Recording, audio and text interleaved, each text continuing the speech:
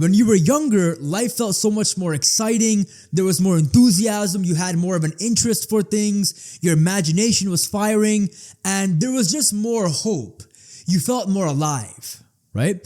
And as time goes on, that feeling fizzles out.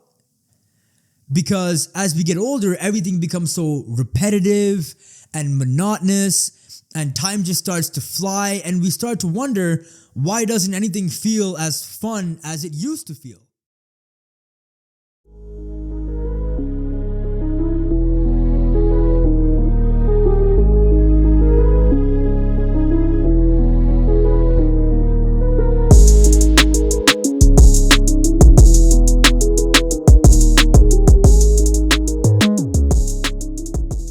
Yo, what's going on? So in this video, we're going to be talking about pillar number 4 of how to remain mentally healthy, which is the science behind deep learning and how it can genuinely save your mental health. So if you get anything out of this video and if it helps you in any way, shape, or form, please do like the video, subscribe to the channel, and let's get into it.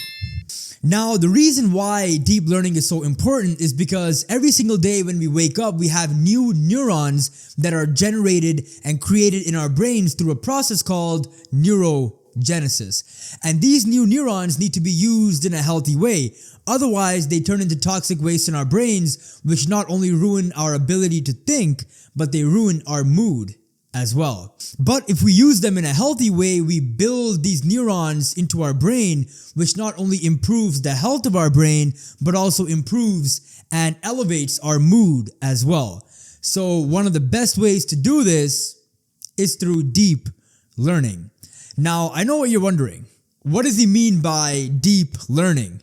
Good question. Let me explain. So when I talk about deep learning, I'm talking about we have to find a subject that we have a natural interest in, and we have to dive into it. And we have to immerse ourselves into that new world. And we have to give it our full attention and focus and truly try to internalize the concepts being taught by this new world that we've entered. Now, this can be a sport, an instrument, or just a topic that you have a natural interest in. Whatever it is, you choose this subject and you dedicate time per day to internalize everything being taught by this subject. Okay, about 45 minutes to an hour a day. Now, when we do this, the process will be quite strenuous, but don't worry about it. That's supposed to happen, because after you go through that process, you're going to feel something called, which I call, a learner's high. Similar to when you do cardio or go through a really hard workout, you feel something called like a cardio high or like a runner's high. You're going to feel something similar when you engage in immersive learning. Okay. Now, this feeling is going to be so therapeutic and blissful. You're going to get so addicted to it. You're going to wake up every day hoping to feel that feeling on a daily basis. Now, another way to really understand the importance of deep learning is by comparing your younger self to your older self. When you were younger, life felt so much more exciting. There was more enthusiasm. You had more of an interest for things. Your imagination was firing, and there was just more hope. You felt more alive, right? And as time goes on, that feeling fizzles out.